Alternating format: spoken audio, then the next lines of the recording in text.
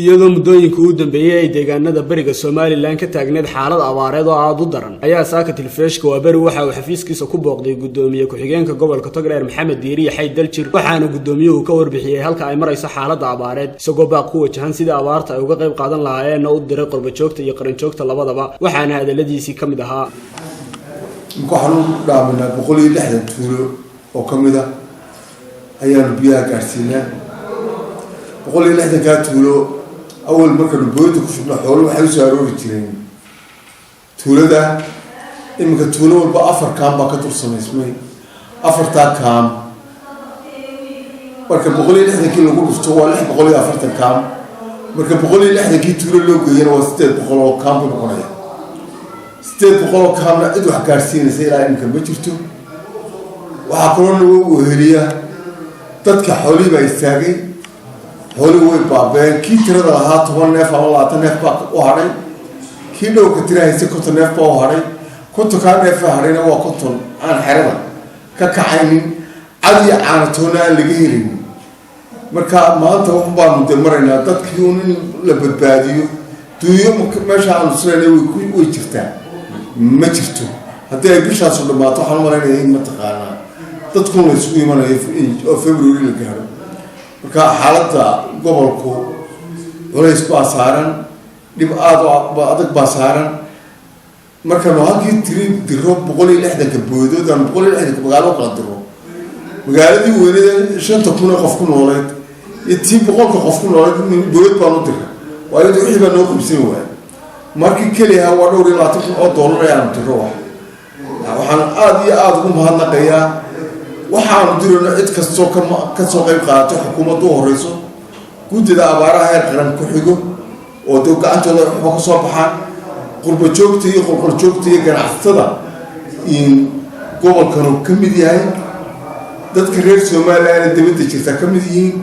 dadka ummadda islaamka kamid tahay oo inta wuxuu naga soo gaaray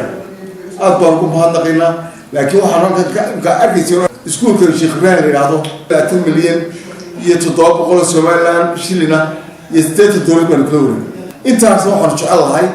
inay sida uga qayb qaataan oo keenan waayo dadkoodii maanta neefkiiran uu socday qofkina raadi gaaj u dhimanay maanta haday tahay bari iyo haday hawta iyo haday waqooyita iyo haday galbeedta intuba maanta waa away wasbadaanto waayo markii hore laamigu wixii ka hooseeyo ilaa waqooyiga ugu daraa waxa ugu daraa kale oo isku soo guuray coodanle laakiin imika intii kale ee markaa hore la eegay meel dhaanta ma jirto haday tahay 12 degmo ee magaalada ku kooban tahay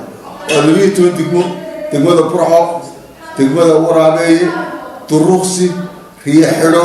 Dhoqoshay Balidi Warcibraan Qoryaale Gabagabo Faqaayu iyo Kalbariiqoyta waa 12 degmo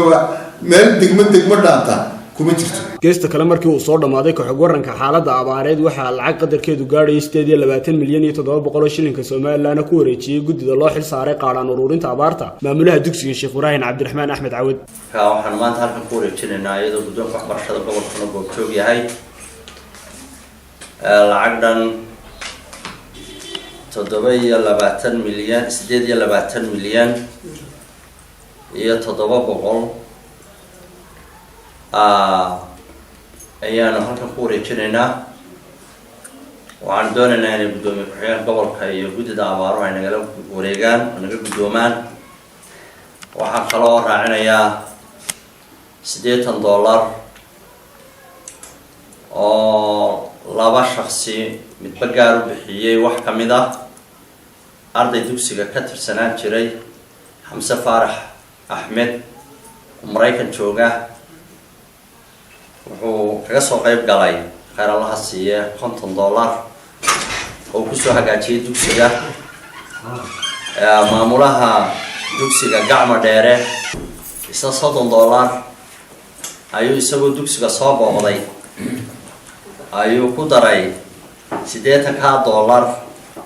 labada qof ayaa bagaar u bixiyay ardayga ka bixiyay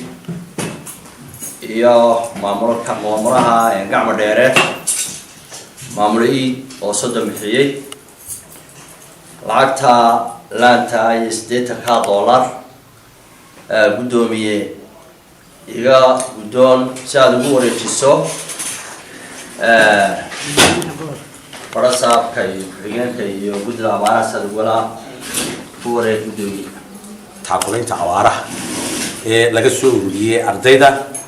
dugsigu sidiisaba waa dugsi u ah halbowle gobolka iyo gaar ahaan waxbarashada Somaliland waayo waa dugsiyada ugu tirada badan arday ahaan dalka